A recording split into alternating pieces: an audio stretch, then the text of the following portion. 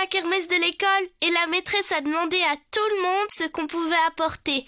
Et Bob a dit qu'il était le chef des chefs pour faire des gâteaux et qu'elle n'allait pas en revenir. Oui, ça doit être sucré et facile à manger. Et très très bon surtout, parce qu'il a bien dit qu'il était le roi de la pâtisserie. Rien que ça. Michel, tu es mon maître. Je compte sur toi. C'est trop d'honneur que vous m'accordez là, monseigneur Bob. Voyons voir, une tarte au sucre, ça vous dit? Votre grandeur? D'accord. Alors, on y va. Pour faire une tarte au sucre, il nous faut 350 g de farine plus 2 cuillères à soupe, 2 œufs, 10 centilitres de lait, 80 g de beurre, 6 cuillères à soupe de sucre en poudre, de la levure de boulanger, 25 centilitres de crème fraîche épaisse et une pincée de sel. C'est bizarre ce truc, c'est quoi, de la farine? Non, pas du tout. C'est de la levure de boulanger. Ce sont des petits champignons microscopiques qui, au contact de la chaleur, vont libérer du gaz carbonique et permettre à la pâte de gonfler. D'ailleurs, tu veux bien émietter la moitié du cube dans un verre? Comme ça? Oui, c'est parfait. Bob, est-ce que tu peux verser 10 centilitres de lait dans cette casserole? Très bien. On va le faire tiédir à feu doux 30 secondes.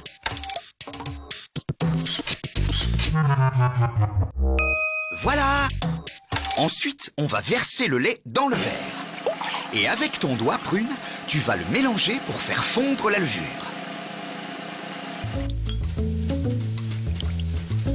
Bob, tu veux bien couper le beurre en morceaux et le mettre dans la casserole? On va le faire fondre doucement.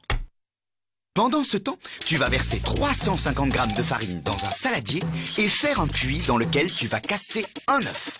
C'est presque fait. Et voilà! T'en es où, petit frère? J'ai mis l'œuf dans le puits. Maintenant, il faut ajouter le verre de lait et de levure et ensuite 2 cuillerées à soupe de sucre en poudre. Une pincée de sel et bien mélanger avec une spatule.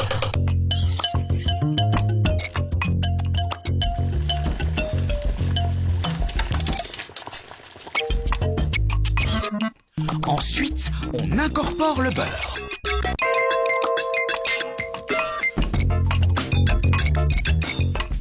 Maintenant, avec tes mains, tu vas former une boule de pâte.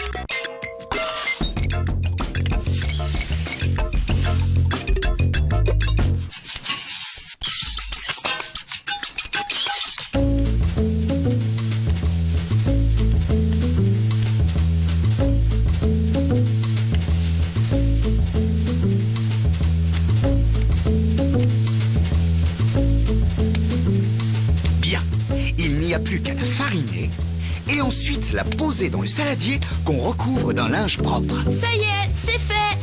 On va laisser reposer la pâte pendant 2 bonnes heures dans un endroit tempéré de la cuisine. Ce moule, ça va? Est-ce que le fond est amovible? Oui, regarde. Bien, dans ce cas, tu peux le beurrer avec un pinceau. Prune, je crois que tu peux apporter la pâte. Waouh! La boule a grossi! Oui, c'est grâce à la levure. Avec ta main, tu vas détacher doucement la boule de pâte du saladier. La fariner pour qu'elle ne colle pas à tes doigts. L'aplatir et l'étaler avec le rouleau à pâtisserie. Encore un peu, Prune. Le contour doit dépasser celui du moule. Voilà, c'est parfait. Maintenant, tu vas entourer délicatement la pâte autour du rouleau et la déposer sur le moule, en prenant bien soin de la façonner contre le rebord dentelé.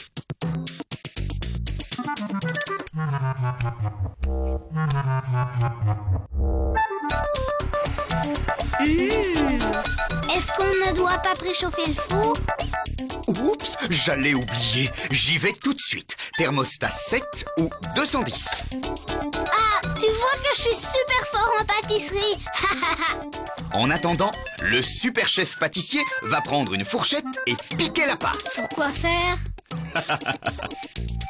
C'est ça ton secret? Exactement. Quand on pique le fond de la tarte, la pâte gonfle uniformément en cuisant. Sinon, elle peut gonfler beaucoup plus d'un côté que de l'autre. Et ce n'est pas très beau. On passe à la crème, d'accord? Pour commencer, il faut casser un œuf dans un petit saladier. Puis, on ajoute 25 centilitres de crème fraîche épaisse. On bat le tout avec une fourchette et on verse sur la tarte.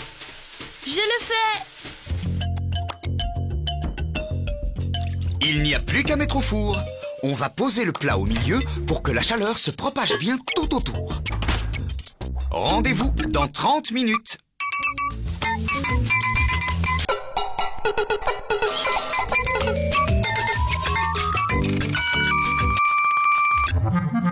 Prune, trouve-nous un saladier moyen, s'il te plaît. J'arrive.